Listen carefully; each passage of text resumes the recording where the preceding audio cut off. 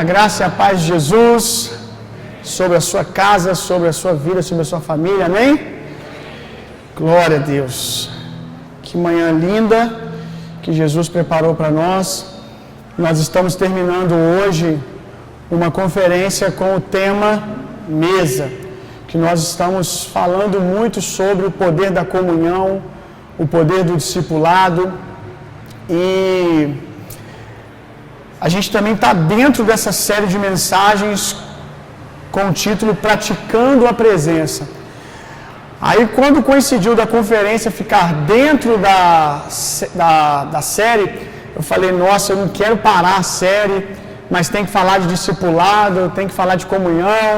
Eu pensei até em chegar para o pessoal que está organizando a conferência e pedir eles para me liberar, para que eu pregasse o tema Praticando a Presença, porque eu achei que as coisas não estavam conectadas. Mas Deus é tão bom que no primeiro dia da conferência eu vi que tem tudo a ver o praticando a presença com mesa, comunhão, discipulado. Deus é muito bom. Então nós estamos nessa série Praticando a Presença, que foi dividida em 4 etapas. Semana passada nós falamos do óleo da oração. Hoje nós vamos falar do andando no Espírito. Depois vai ser Santíssimos. E por último, derramando o cálice. E nós vamos terminar a série dentro de uma conferência do Espírito Santo, que vai acontecer no próximo feriado aí do Dia das Crianças. Essa conferência vai ser muito poderosa. Eu quero te orientar a começar a gerar algo no teu coração para essa conferência, a estar orando, a estar se alinhando com o Senhor, com expectativa, porque Deus vai fazer grandes coisas nessa conferência. Então a gente vai terminar a série Praticando a Presença com uma conferência do Espírito Santo, com um tema ímpar, que toda vez que eu falo ele, o meu coração já treme, porque é muito grande o que esse tema está carregando para nós, para aquilo que Deus vai fazer nos últimos 3 meses do ano, que vai ser uma loucura. O tema é Perdendo o Medo dos Homens. Perdendo o medo dos homens. Eu quero ministrar para vocês sobre um último grande batismo. Gera expectativa no teu coração, porque a sua vida será uma antes e depois dessa conferência. Mas você, mesmo que não saiba o que eu vou falar dentro desse tema, eu queria te pedir para começar a orar por isso, porque o Espírito vai começar a comunicar coisas ao seu Espírito, aí você vai chegar aqui e as coisas vão fazer sentido quando você sentar para ouvir. Amém? Mas então vamos para o episódio de hoje. Abra sua Bíblia comigo lá em Gálatas, capítulo 5, verso 16. Digo, porém, andai em espírito, e não cumprireis as concupiscências, os desejos da carne. O convite da nova aliança não é sobre ter uma experiência esporádica com o Espírito Santo. O convite da nova aliança é para andarmos no Espírito. E isso é uma exclusividade que foi guardada para nós.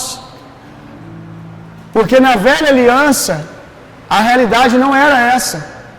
E infelizmente, muitos cristãos hoje, que podem viver essa vida andando no Espírito, vivem como se estivessem na velha aliança. Na velha aliança, o Espírito Santo, ele vinha sobre as pessoas, fazia aquilo que ele tinha que fazer, vinha sobre os profetas, eles profetizavam, vinha sobre os salmodiadores, eles salmodiavam, vinha sobre os homens e eles realizavam sinais e maravilhas, e depois o Espírito Santo se retirava. O Espírito Santo não habitava dentro, ele vinha sobre. Ter o Espírito em nós é um privilégio da nova aliança. É a promessa de Jesus: vocês receberão o meu Espírito Consolador e nunca mais se sentirão sozinhos. É essa realidade que nós fomos chamados para andar, de consolo permanente, de presença permanente. Nós podemos e devemos desfrutar disso. Agora, por que mesmo podendo desfrutar disso, alguns não desfrutam. Porque a palavra também diz que aquele que semeia na carne vai colher da carne. E aqui é uma instrução, se você quer andar no Espírito, é muito fácil. Pare de semear na carne e comece a semear no Espírito. Tudo que você alimenta e rega, cresce. Se você semeia nas coisas da carne, você alimenta as coisas da carne. Se você alimenta as coisas espirituais, você semeia as coisas, você colhe as coisas espirituais. Um exemplo de semear nos desejos da carne. Eu acredito que na maioria das vezes a gente faz isso, não é só por falta de amor a Deus, é por ser tolo, é por ser ignorante. Porque não é inteligente, gente, você ficar alimentando algo que você quer matar. Não é inteligente fazer isso. E como alguns alimentam, semeiam na carne. Um exemplo, quando você é rapaz, você é moça, e eu não vou falar aqui no nível de pornografia, mas você fica flertando com imagens sensuais, talvez até de amigos que tem lá no seu Instagram. Amigos, amigas, pessoas que você tem algum relacionamento, que constantemente postam fotos ali sensuais, ou páginas que você segue de assuntos diversos, mas que volta e meia coloca esse tipo de coisa, filmes que você assiste, e você está ali alimentando, não é pornografia explícita em si, mas você está alimentando, semeando na sua carne, e daqui a pouco você vai colher, que é o pecado em si, é o cair.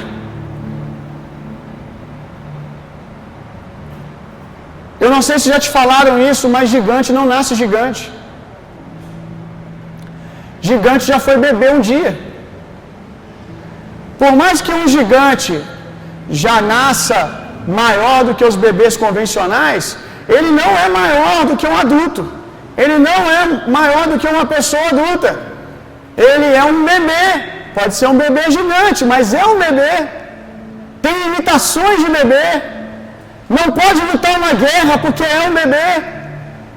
Se o povo hebreu tivesse entendido isso, eles não tinham esperado Golias crescer para bater na cara deles, para humilhá-los. Teria matado Golias enquanto ele ainda era um bebê. Agora, muitos de nós não só não matamos alguns bebês, mas nós alimentamos. Nós alimentamos os nossos inimigos. Não é inteligente você ficar alimentando algo que você sabe que lá na frente quer matar você, que vai matar você. Se tem um jeito fácil de você enfraquecer o seu inimigo, nos filmes de guerra você vai ver isso. Você sitia a cidade. O que é sitiar a cidade? Você cerca a cidade e corta o suprimento de alimento. O que vai acontecer quando você corta o suprimento de alimento? Os melhores soldados vão virar crianças. Os melhores soldados vão ficar fracos. E aí você entra e você não encontra guerreiros mais, você encontra homens já vencidos pela fome. Então, se você quer realmente vencer as coisas desse mundo, pare de plantar sementinhas. É tão pequenininho isso, mas são sementes que uma hora vai crescer e vai querer matar você. Agora, se você também faz o inverso, assim como se você semeia na carne, você colhe carne, assim como se você semeia carne, você colhe carne, um abismo chama outro abismo, esse ciclo é uma verdade também o contrário. Assim como um abismo chama outro abismo, nós também podemos viver de glória em glória, um ciclo saudável. Quando você começa a alimentar as coisas espirituais, porque tem gente que, porque não consegue dar a árvore inteira, também não semeia. Olha para os outros, isso me veio aqui agora. Olha para os outros e as pessoas já têm uma vida espiritual que é uma árvore pronta, ora muito, lê muito a Bíblia. Aí olha para isso e fala: eu não consigo orar assim, eu não consigo ler a Bíblia assim, então também não faço nada. Que coisa tola! Que coisa tola! Aquilo que você carrega tem o mesmo poder que aquela árvore que você está vendo, só que é uma semente. Você precisa começar, não negligenciar os pequenos começos. Se você não consegue orar 3 horas por dia, 1 hora por dia, você pode orar 15 minutos, como eu falei semana passada, e começar a semear nas coisas espirituais. Se você tem dificuldade de se abrir para uma multidão de pessoas num culto, sair daqui conversando com todo mundo, trocando ideia, se relacionando, você pode se expor aí numa reunião de mesa e simplesmente sentar lá. Isso é uma semente. São pequenas ações na sua vida espiritual que vai trazer uma grande colheita, porque quem semeia no Espírito, colhe no Espírito. Se você semeia no Espírito, a árvore vai crescer e uma hora ela vai dar fruto. Aí começa esse fluxo maravilhoso, porque você come da árvore, aí você come e você fica mais forte ainda. Aí você, quando come uma fruta, se você quer continuar comendo ela, daquele tipo de fruto, o que você faz? Você semeia de novo. Aí você vai ficando num fluxo que cada vez você fica mais forte espiritualmente. Você semeou, cresceu, comeu. Semeou, cresceu, comeu. Isso é uma vida andando no Espírito. Isso é uma vida de glória em glória. E é isso que Deus tem para nós. Na velha aliança, a experiência com Deus era esporádica. Vez ou outra Deus vinha para fazer algo através daqueles homens, mas nós podemos viver uma vida andando com Deus, andando no Espírito, com consciência da presença de Deus o tempo todo. É isso que Deus tem para nós. Então, como andar no Espírito? Se alimentando das coisas espirituais. Tem algo que eu chamo de tripé de uma vida com Deus saudável, que é o triângulo. É a geografia a qual Jesus transicionava o tempo todo. Jesus, você olha para o ministério dele e você vai ver, para o tempo dele de ação aqui na terra, você vai ver que ele transicionava em 3 lugares. Se você entender isso e começar a equilibrar esse tripé, você vai ter uma vida cristã saudável. Quais são esses 3 lugares que Jesus transicionava? Ora, Jesus estava no secreto. Oração, jejum, disciplinas espirituais. Fecha a porta do teu quarto, é aquilo que só você e Deus sabe. Jesus, volta e meia, estava na mesa com os discípulos e falava assim: agora não. Agora eu não vou ficar na mesa, agora eu vou para o secreto. Em outro momento, a multidão apertava Jesus, que é um outro lugar que Jesus transicionava. Jesus andava no secreto, Jesus andava na mesa e Jesus andava na multidão. São os 3 lugares de uma vida cristã saudável. Mas ora ele estava na multidão, mas a multidão começava a apertar demais, tipo assim, já deu, já estou tempo demais aqui. O que ele fazia? A multidão começava a querer apertar, levantar ele rei, ele saía e se retirava para orar. Outros momentos ele estava com a multidão e os discípulos: mestre, eu não entendi isso, explica para a gente aí. Aí ele falava: espera a vez de vocês. Na mesa eu explico vocês. Ou seja, ele pegava, saía da multidão com os 12. Você aprendeu aqui que a mesa é o lugar dos discípulos. A mesa é o lugar dos discípulos. Na multidão, Jesus faz coisas. A multidão sente Jesus, a multidão interage com Jesus, ela é curada por Jesus, ela é liberta por Jesus, mas os segredos do coração Jesus só abre na mesa. O lugar da revelação, do multiplicar da revelação, é a mesa. Aqueles homens que estavam no caminho de Emaús, quando eles partiram o pão, os olhos do coração deles se abriram. Você tem que entender o poder que há na mesa. A mesa é comunhão, é estar com outras pessoas. Pode ser a mesa que nós temos algumas espalhadas na cidade da igreja, nossos grupos pequenos, mas podem ser também mesas extraoficiais, que são as mesas que você faz com seus irmãos, que você quer estar com crente, que você quer estar perto de gente que está indo para o mesmo lugar que você quer ir. E aí você está nessa mesa, aí você recebe uma palavra aqui no domingo, e eu sonho muito com isso, e vocês levam isso para a mesa da comunhão. Vocês recebem no púlpito e levam para a mesa da comunhão e começam a falar do pão que vocês receberam no domingo. Sabe o que vai acontecer? O pão é repartido e multiplicado. Você vai ver que o que eu falei aqui vai ganhar um nível de revelação muito maior. Vocês vão falar de coisas a partir daquilo que eu ou outro homem de Deus falou aqui. Vocês vão sair da mesa: meu Deus, que compreensão que a gente chegou. É o pão partido na comunhão. Como isso é poderoso. Olha o poder desse pão. 1 Reis, capítulo 19, versos 5 ao 8.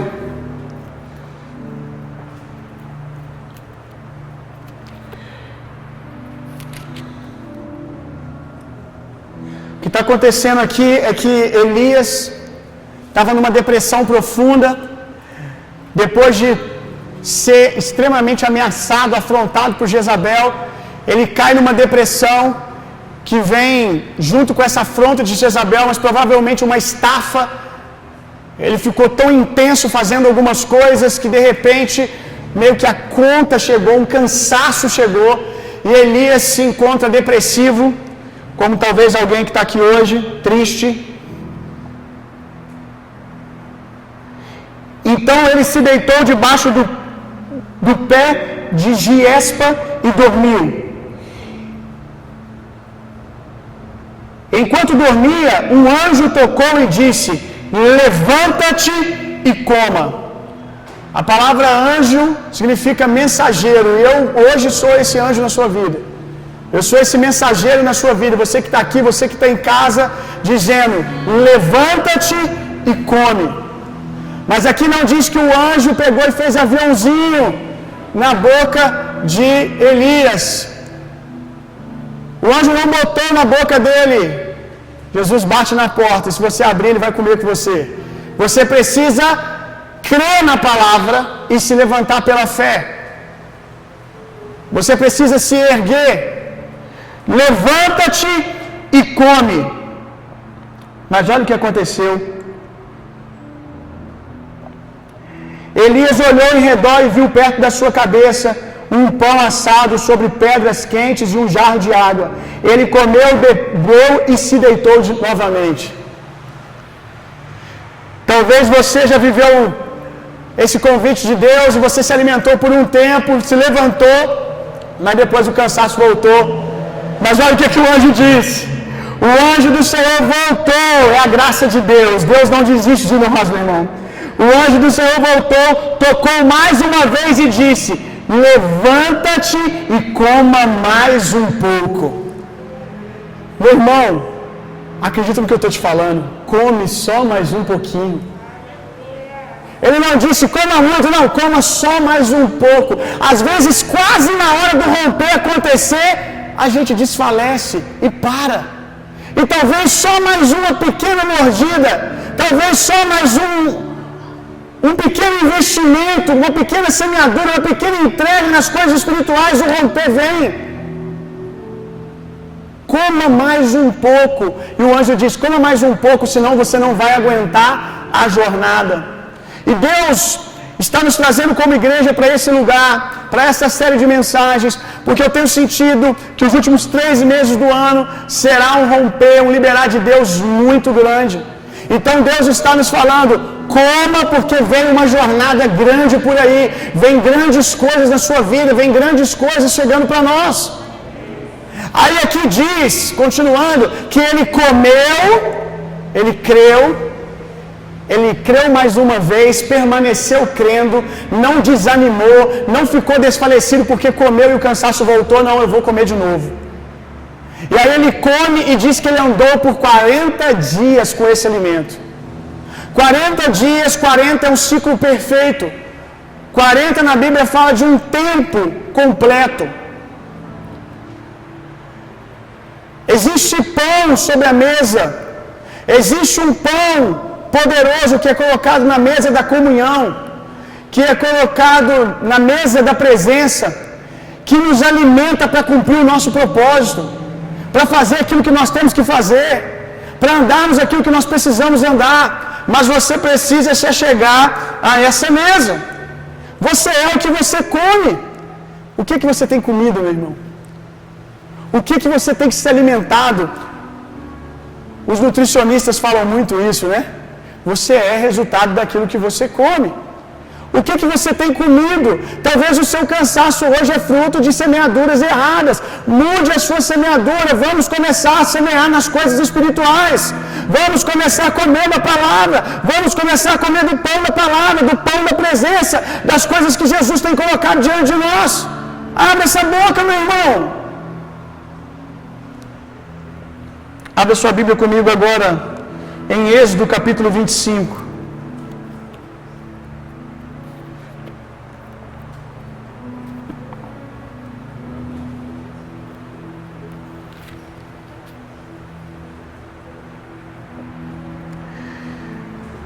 Esses 3 lugares a gente está citando bastante eles durante essa série. Semana passada a gente focou muito no secreto, né, na vida de oração. E vamos falar mais disso aí no decorrer da mensagem. E hoje a gente vai falar um pouco mais do poder da mesa, daquilo que o tipo de presença, o tipo de saúde que Deus coloca na mesa da comunhão. E vamos falar um pouquinho, e lá na frente falaremos mais do lugar da multidão, que é o lugar que você vai para derramar, que você vai para liberar. Tem muita gente que fica pedindo mais e mais de Deus, eu quero mais, eu quero mais, eu quero mais. Mas o que você tem feito com aquilo que você tem recebido? Para que você quer mais? Para que você quer mais pão sobre a mesa? Se você não está servindo outras pessoas. A multidão não é um lugar para ficar lá. Lá em Cantares, né, diz assim, né? Tomei sol demais. Fiquei muito tempo exposta no sol sulamita. Fiquei muito tempo exposta demais no sol. Porque deixei de cuidar da minha vinha para fazer outras coisas. É aqueles que ficam demais na multidão, mas não tem secreto. Aí se queimam demais no sol. A gente precisa estar na vinha, estar na presença. Se alimenta, derrama. Se alimenta, derrama. Não pode ficar só no secreto e multidão, porque senão você fica alguém arrogante, soberbo. Você precisa da mesa, de entender que as outras pessoas também alimentam você, que as outras pessoas também têm algo de Deus para você. A mesa é esse lugar de trocar revelações, de se alimentar mutuamente. Você precisa desse lugar. Talvez você diga assim, pastor, mas foi na mesa que eu me machuquei. Alguém estava na mesa e me feriu. Eu acredito que esse tipo de coisa acontece. Lá na frente talvez eu fale mais sobre isso. Mas você precisa entender que a cura que você precisa também está na mesa. Tem muita gente que diz, eu não me abro para comunhão por causa... E sempre as desculpas, na maioria das vezes as desculpas são os outros. Porque fulano, porque a gente é assim, porque as pessoas são desse jeito, e elas fazem isso, e fizeram isso. Mas no final de tudo, no final, a culpa não é dos outros. Esse discurso todo só denuncia o meu orgulho. O meu orgulho que não me deixa sentar na mesa com pessoas falhas, com pessoas que machucam como eu também machuco as pessoas. Entenderam o que eu disse? Então no final, esse discurso todo só denuncia que a gente não senta por causa do nosso orgulho. Porque vão me machucar, porque vai acontecer isso. Você também faz isso com as pessoas. E não vai parar de fazer se não ficar na mesa. Êxodo 25, verso 23 ao 30.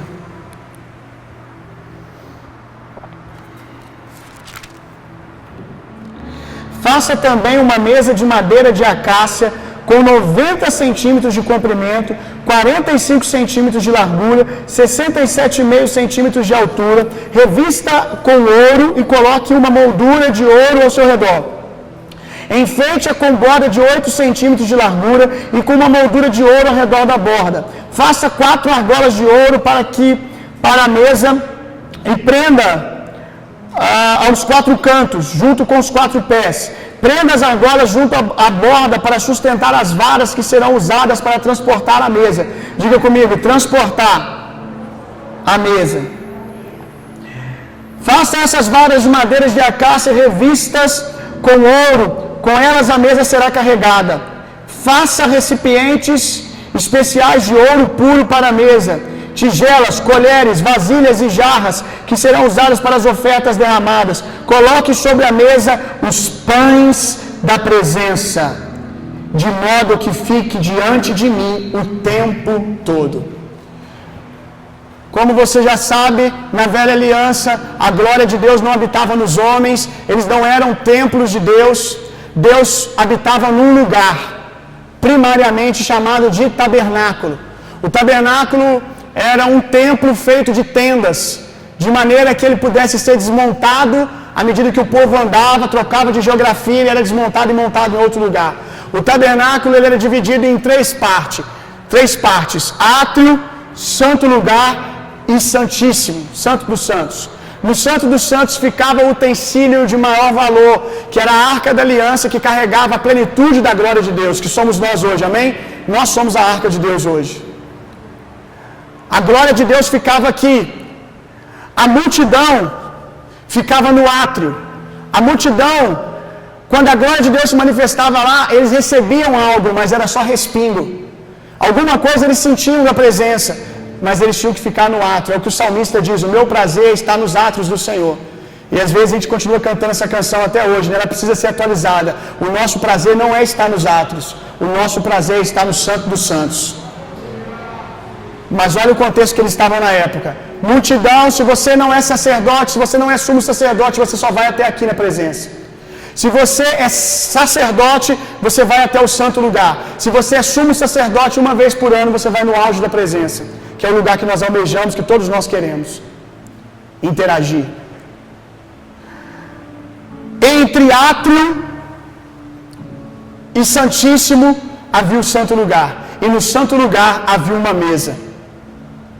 Entre átrio e santíssimo, algo separava esses dois lugares.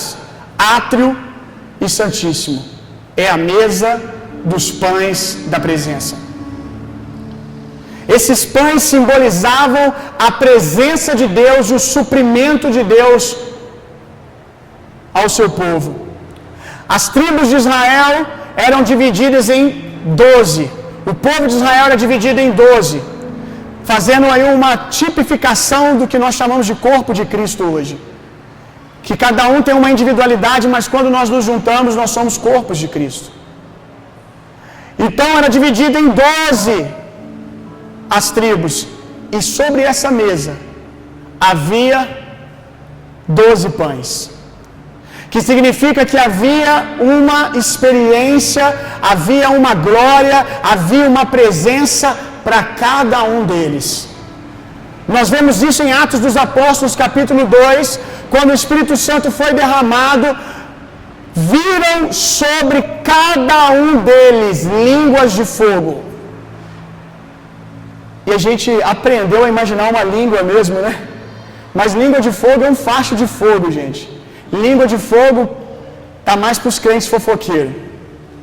Aqui a língua é só porque é um fachinho assim, aí chama-se língua de fogo, um facho de fogo. E havia sobre cada um deles uma chama que foi vista até pelos incrédulos. Isso mostra como Deus é pessoal. Havia uma glória, havia uma experiência para cada um deles. Meu irmão, para cada um aqui existe uma vida disponível para andar no Espírito. Você não nasceu para viver da experiência das outras pessoas. Você não nasceu para receber de tabela pelo derramar do cálice dos outros, o respiro da experiência dos outros. Você nasceu para ter uma glória sobre você. Existe um pão da presença para cada um de nós. Assim como existia fogo, Deus mandou, se tinha 3.000 pessoas, Ele mandou 3.000 pães da presença. Se tem hoje 50 pessoas aqui, Ele mandou 50 pães da presença. Pastor, mas por que mesmo você dizendo isso, alguns experimentam, outros não? É muito simples. Quando você vai para Atos dos Apóstolos, nessa leitura de Atos 2, você vai ver que Deus colocou fogo sobre eles, mas Deus não falou por eles. Diz que eles começaram a falar. Eles abriram a boca, e falar requer abrir a boca. Se você quer comer pão, você tem que abrir a boca, meu irmão. Você tem que ter uma fome que abre a sua boca, que te posiciona. O pão está liberado, mas ele bate na porta do teu coração. Se você abrir, ele vai comer junto com você, vocês vão se alimentar da presença dele. Agora, ele não vai pular a janela, ou ele não vai ficar enfiando pão na sua boca. Só de falar isso já soa abusivo. Esse não é Jesus. A glória está liberada, fogo sobre a cabeça deles em Atos 2. Para cada um com nome, CPF, ó, você não vai para outra pessoa, você vai para esse aqui, para essa aqui, tem destino certo. Agora, o que está sobre vai descer para o coração, explodir na boca, só se você crer, só se você se mover. Coração veio sobre, todos viram sobre, o coração deles queimaram, eles creram e falaram. Então você precisa botar para fora. Amém? Nessa mesa, além desses 12 pães, uma outra curiosidade poderosa é que esses pães tinham que ser frescos. O pão era colocado ali pelo menos não, na verdade era sempre colocado de 7 em 7 dias, sempre ao sábado, sempre no 7º dia, sempre para o sábado, o pão era substituído, o pão era trocado. O que isso quer dizer? Que nós precisamos ter uma vida de experiências com Deus diária. Não é vivemos uma caminhada saudosista, porque há 2 anos atrás eu experimentei isso, porque há 6 meses atrás, porque 1 ano atrás eu era assim, que eu não sei o que lá. Fica falando de pão duro, fica falando de pão dormido. A padaria de Deus sempre tem pão fresco, meu irmão. Deus não quer que você coma pão duro, Deus quer que você coma pão fresco. Esse pão, ele era substituído, o pão duro era jogado fora e o pão fresco era colocado sobre a mesa. Você não pode receber o novo agarrado com o velho. Você não pode receber pães frescos na sua boca, na sua mão, se você está agarrado a pães velhos. Que bom que você teve grandes experiências com Deus, glória a Deus por isso, mas agora entenda que Deus tem algo para fazer agora. Deus tem um pão fresco para você agora. Essa mesa, como você leu, ela foi feita para ser carregada. A mesa, assim como o tabernáculo, não era para ficar sempre no mesmo lugar. Isso é uma figura perfeita de nós. Porque assim como o tabernáculo era um templo móvel, nós somos um tabernáculo, nós somos um templo que se move. E nesse templo tem uma mesa. O pão da presença não pode ficar sendo buscado todo domingo aqui apenas. O pão da presença precisa estar continuamente sobre a sua mesa enquanto você se move, meu irmão. Porque as pessoas lá, a multidão tem fome. A multidão tem fome, a multidão quer experimentar esse pão. Nós precisamos ser uma mesa com pães da presença sobre ela, com a presença de Deus sobre ela, para que as pessoas na faculdade, para que as pessoas no trabalho, para onde você for, as pessoas sentirem aquele cheirinho de pão fresco. Se tem um negócio que é gostoso, é cheiro de pão fresco, ainda mais quando você está com fome. E o mundo tem fome, as pessoas estão com fome de Deus.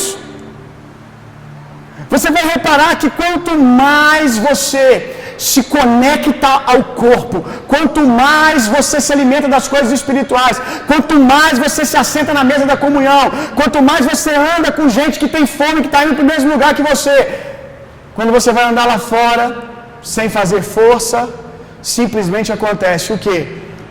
As pessoas começam a falar: nossa, eu gosto de ficar perto de você, tem algo em você. Olha, eu compro na sua loja aqui, sua loja é boa, mas eu compro aqui só para poder ouvir você, para poder bater um papo com você, só para poder te ver. Existe algo nesse lugar, aí você vai dizer: não, esse lugar sou eu, é por isso, por causa do pão da presença na minha vida, porque você tem fome de Deus. E essas pessoas estão experimentando só o cheirinho, gente. Imagina se eles comerem o pão. Aí as pessoas vão chegando, quanto mais você se achega ao corpo e recebe dessa vida, quanto mais você cresce espiritualmente, mais as pessoas vão chegando, e elas nem sabem por quê, por que elas simpatizam tanto com você, por que elas gostam tanto de você, mas é por causa do pão fresco sobre a mesa. Amém?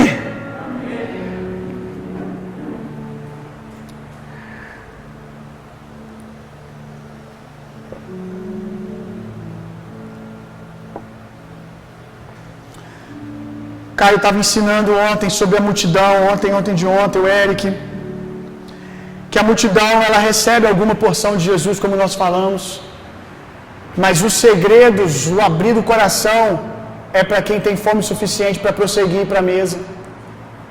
E o que separa multidão de Santíssimo, do lugar que nós estamos almejando da presença? O que separa é a mesa. Talvez a vida com Deus que você almeja experimentar, você não experimenta por causa da mesa que você rejeita. Talvez um romper que você deseja experimentar, você não experimenta porque você não entendeu a espiritualidade da comunhão, a espiritualidade da mesa. Como que essa mesa é poderosa. Agora, também há aqueles que se machucam, não porque outras pessoas assentadas na mesa vêm e os machucam, é porque eles sentam na mesa de Jesus com a motivação errada. Na mesa da presença, o alimento central é o pão. E infelizmente muitos se assentam na mesa buscando outras coisas. Buscando um network para poder romper uma coisa, um tapinha nas costas, ser visto. Tem muita gente que vem para a nossa mesa, porque agora o meu ministério vai acontecer. E eu sei que desejar ver as coisas de Deus acontecer na sua vida é bom. Aquele que almeja o episcopado, o ministério, excelente coisa almeja. Mas o problema é quando você faz da mesa, que é o lugar da comunhão, da pureza da presença, um lugar de negócios. Quando você está na mesa e a sua motivação primária, não é a presença, mas é negociar para que as coisas aconteçam. É dar o famoso jeitinho brasileiro. É vir para a mesa com motivações escusas. A mesa da presença, Jesus alimenta com a presença, com o pão. Mas a mesa dos cambistas, dos negociadores, ele vira. E talvez você tenha até sentado na mesa, mas volta e meia você se machuca, porque Jesus vai lá e vira a mesa. Vira tudo. Porque você vem, quantos lugares você já pulou, quantas igrejas você já foi, e talvez, só talvez, não em todos os casos, mas talvez o seu problema não seja as pessoas que estão na mesa, é que você sempre vem para o corpo com uma motivação incorreta. Você sempre vem para a comunhão com a motivação incorreta, buscando um jeito de forçar portas, de fazer as coisas acontecerem na força do seu braço. Aí Jesus vem e bagunça tudo. Vira a mesa. Quantos entenderam o que eu disse? Abra sua Bíblia comigo em João 6. João 6, verso 51.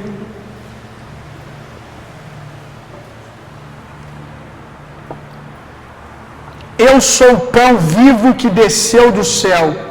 Se alguém comer deste pão, viverá para sempre.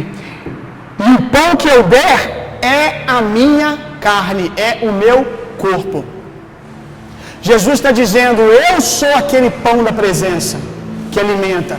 Eu sou o pão que Elias comeu. Eu sou o maná que desceu do céu. Eu sou o pão. Aquilo que eles experimentaram são pequenas amostras grátis, pequenas porções daquilo que eu sou por inteiro. Lembra dos 40, um ciclo perfeito? Um tempo perfeito? E ele diz: aquele que comer desse pão viverá, encontrará vida para sempre. Mas aonde o pão é colocado? Na mesa. O apóstolo Paulo ele diz assim, falando da ceia: há muitos no meio de vocês que estão fracos espiritualmente, doentes fisicamente e morrendo antes do tempo, por não discernirem, que quer dizer entender o corpo de Cristo. Ele estava falando isso na ceia.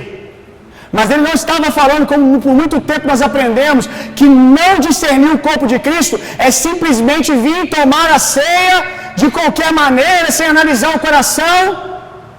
É muito mais que isso. Comer do pão indignamente, comer do pão indignamente é comer o pão sem entendimento, sem qual entendimento do que a ceia é. A ceia não é um ritual que nós fazemos uma vez por mês. A ceia é um estilo de vida.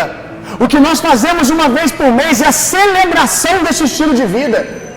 E muitos vêm e comem da ceia do domingo, mas estão fracos e morrendo antes do tempo, enfermos, porque não comem da ceia espiritual, a qual ele disse: o pão é a minha carne, é o meu corpo. Todo mundo quer a partezinha poética e bonita. Eu quero pão, eu como pão. Mas parece que a gente para e não entende que o pão é a carne que você rejeita, é o irmão que você rejeita.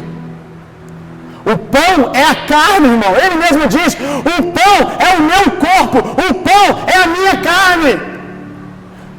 Comer a ceia sem entendimento, indignamente, é você vir comer do pão natural, que simboliza algo espiritual, de maneira hipócrita, sem viver o espiritual. Por isso fica fraco.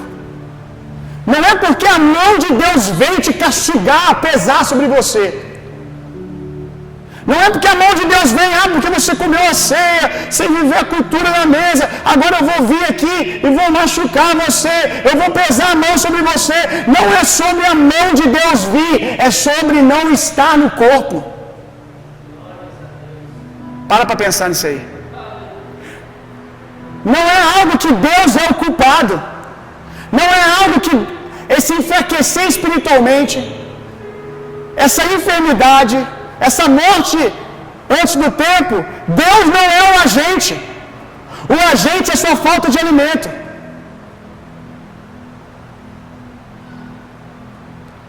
Como eu disse, o jeito mais fácil de você matar o seu inimigo é sitiar ele e não deixar ele comer. Mas também é o jeito mais fácil de você morrer. Por isso que tem gente que parece que está vivo, mas está morto. Porque anda, fala, mas está fraco porque não come, porque não se alimenta. Olha como é poderosa a mesa do Senhor, meu irmão. Salmo 133 diz que um óleo fresco é derramado sobre a cabeça do sumo sacerdote, ali na figura de Arão, e desce e molha as suas vestes. Nós temos um sumo sacerdote chamado Jesus, pela ordem de Melquisedeque. Então o óleo fresco veio sobre Jesus. Quantos sabem que Jesus é o ungido de Deus? Jesus é o ungido de Deus. E o óleo vem na cabeça e escorre sobre o seu corpo. Então quando você está no corpo, o óleo vem e toca você. Pastor, mas eu não vivo a vida no corpo como eu deveria viver, e ainda assim eu tenho experimentado uma unção, eu tenho experimentado coisas de Deus, experiências com Deus. Eu acredito nisso. Mas você nunca vai viver a plenitude daquilo que Deus tem para você.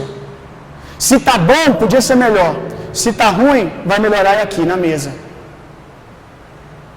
É totalmente possível que você viva de respingos da unção, que você viva do transbordar de outros. O meu cálice transborda. Então, quando o meu cálice transborda, quando o de um homem de Deus transborda, quando a glória de Deus flui, você experimenta respingos da presença de Deus. Mas você não foi chamado para experimentar respingos. Você nasceu para carregar essa glória eterna, meu irmão, e interagir com ela, não só carregar. Os discípulos também curaram e expulsaram demônios antes de nascer de novo, na comissão dos 70. Porque o novo nascimento só acontece em João 20, quando Deus sopra o Espírito neles. Há quem diga, não, eles já eram nascidos de novo, então não sei para que Jesus veio morrer. Se eles já eram nascidos de novo, Jesus morreu para quê? Para fazer teatro? Jesus morreu para nos tornar a habitação de Deus. Para que Jesus em João 20 está soprando o Espírito Santo se ele já tinha? Ah, é o batismo. Não, você sabe que o batismo só aconteceu em Atos 2. Em João 20 eles recebem um novo nascimento, mas eles curavam, eles faziam sinais e maravilhas, e eles faziam isso por meio de uma unção compartilhada, da unção que derramava de Jesus. Mas você não nasceu para viver da unção dos outros, você nasceu para aprender a praticar, a cooperar com a presença que está dentro de você e liberar essa presença.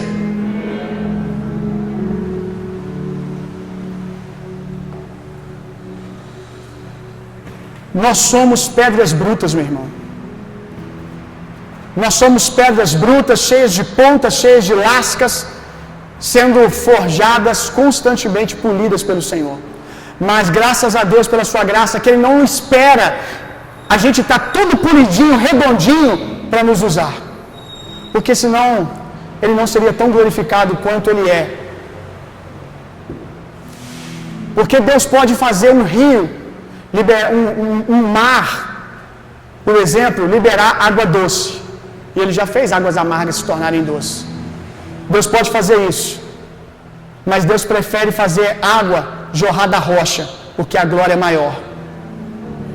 Deus prefere pegar pessoas brutas, e como diz João, do seu interior fluirão rios de águas vivas. Deus pega pedras brutas e libera um rio de vida dentro delas. Então, dentro desse corpo aqui tem pedras brutas. De vez em quando você esbarra numa partezinha meio pontuda e você se machuca. Mas dentro dessa pedra também tem o rio de Deus. E nós precisamos desse rio. Nós precisamos liberar.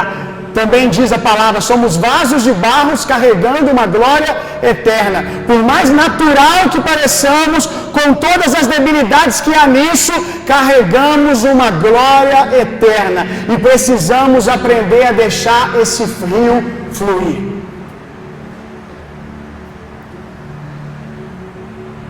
Se coloque de pé no seu lugar para a gente orar.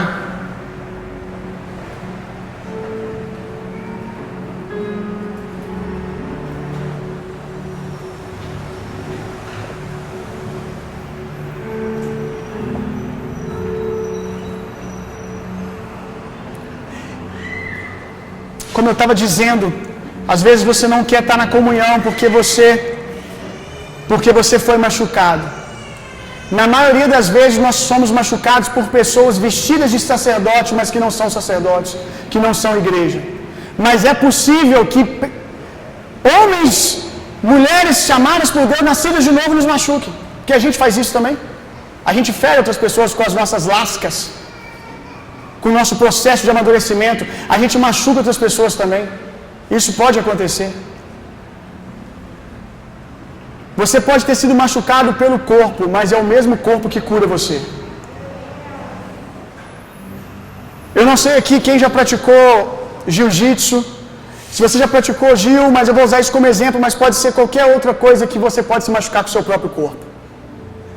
Às vezes você a gente estava ali rolando com alguém no Gil, e você, por esquecer, a unha tem que estar sempre muito bem cortada.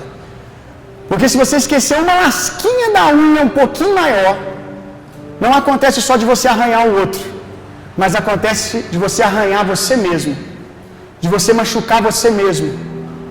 Em outros esportes isso é possível também. Esses dias eu estava lá, eu com o Farnese lá no Muay Thai lá, e de vez em quando a mão vai ficando meio frouxa na guarda. Aí eu tomei um soco na guarda, mas o soco não entrou não, foi a minha mão mesmo que entrou na minha cara. Eu me machuquei com o meu próprio corpo. E talvez você se machucou com o corpo. Mas sabe de uma coisa? Eu não precisei tomar nenhum remédio depois disso, desses episódios que eu relatei. Por quê? Porque a saúde estava no meu corpo mesmo. Outra parte do meu corpo começou a agir e me curou. Então fique tranquilo, se teve alguém para te ferir, tem alguém também para ter saúde na sua vida, amém? Se abra para isso, meu irmão. A gente terminou a conferência hoje, está terminando, e ontem tinha aqui uma parreira de uvas. Isso aqui virou uma parreira. E tinha uvas de verdade aqui. Quem veio ontem teve o privilégio de comer uva de verdade aqui, só uva linda, grande. E quando eu olhei para essas uvas, em algum momento da conferência o Senhor falou no meu coração: tá vendo como é que essas uvas estão bonitas? Sabe por que elas estão assim? Porque houve uma estrutura para elas crescerem. Elas só estão bonitas assim porque elas não cresceram no chão. Tinha uma parreira. A gente ensinou que a igreja deve ser essa estrutura para que as uvas cresçam e não fiquem no chão, refém de bicho, refém de ficar pequena, de não alcançar sua plenitude.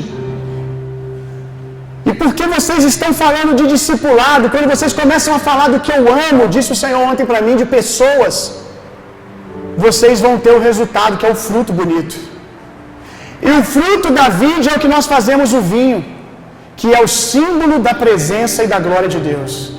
Aí o Senhor falava comigo: quanto mais vocês se abrirem para cuidar de pessoas, para amar pessoas, mais vocês terão da minha presença. Porque não faz sentido você querer o que Deus pode te dar, poder, sem amar o que Deus ama, pessoas.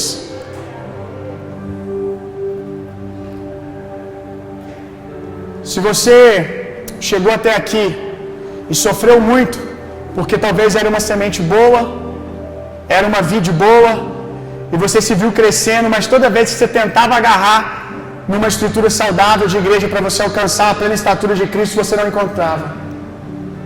Infelizmente há muitos lugares assim por aí. Como se não bastasse, não há só aqueles lugares que não dão a estrutura, há aqueles que abatem aqueles que estão crescendo. Há aqueles lugares que quando você começa a crescer um pouquinho, o outro vem, você não pode ficar maior do que eu, desce. E talvez você chegou aqui desse jeito. Mas assim como você precisa abrir a sua boca para comer pão, não adianta Deus colocar uma treliça, uma parreira saudável diante de você e você não decidir mais uma vez se agarrar e crescer. É tempo de crescer, meu irmão. É tempo de crescer. Se agarra ao novo de Deus, que a hora do romper chegou, em nome de Jesus. Erga suas mãos. Jesus, o Senhor quer fazer essa manhã na vida dessas pessoas?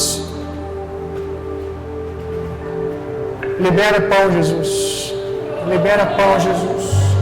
Libera pão, Jesus. Libera a tua glória fortalecendo em nome de Jesus. Vamos, vamos, Espírito Santo. Feche os seus olhos agora e concentre o seu coração na bondade de Deus.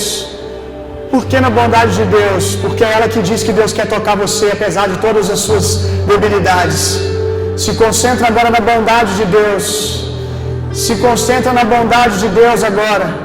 Porque Deus quer tocar você, Deus quer continuar enchendo você. Vamos, Espírito Santo, vamos, vamos, vamos, vamos, vamos, vamos. Eu oro por uma glória poderosa sendo liberada de dentro deles, Senhor. Porque aqueles que nasceram de novo aqui, que são muitos, talvez todos, existe uma glória dentro deles, Senhor. Que eles experimentem. Eu oro para que eles não sintam hoje apenas uma presença vindo sobre, como que vindo aqui do altar, mas eles sintam o coração deles queimar. Eu oro por um despertar, Senhor. Eu oro para que eles entendam que sementes estão sendo dadas, sementes de avivamento estão sendo dadas a eles nesses dias, mas eles precisam levar essas sementes e começar a cuidar da presença, a interagir com a presença, a praticar a presença. O que o Senhor quer fazer não pode ser feito num domingo. Aquilo que o Senhor quer fazer não tem a ver com uma glória velha. O ministério das pedras, o ministério da velha aliança, ele foi glorioso, mas muito mais o ministério da graça, muito mais aquilo que o Senhor quer fazer hoje. O Senhor não quer nos dar uma glória velha, uma vida de experiências aos domingos, mas um lugar de descanso e plenitude na tua presença, Senhor. Uma consciência de que somos amigos de Deus, que andamos com Deus. Essa amizade da sua parte já está estabelecida, mas nós precisamos crer nisso e se abrir para isso, Senhor. Que bocas se abram aqui essa manhã. Vamos, vamos, vamos, vamos, Espírito Santo. Vamos, vamos, mais, mais, mais, mais, mais. Amém? Glória a Deus. Que o amor de Deus, que a graça de Jesus Cristo, que o consolo, o poder e a personalidade do Espírito Santo sejam em vocês e através de vocês, hoje e sempre.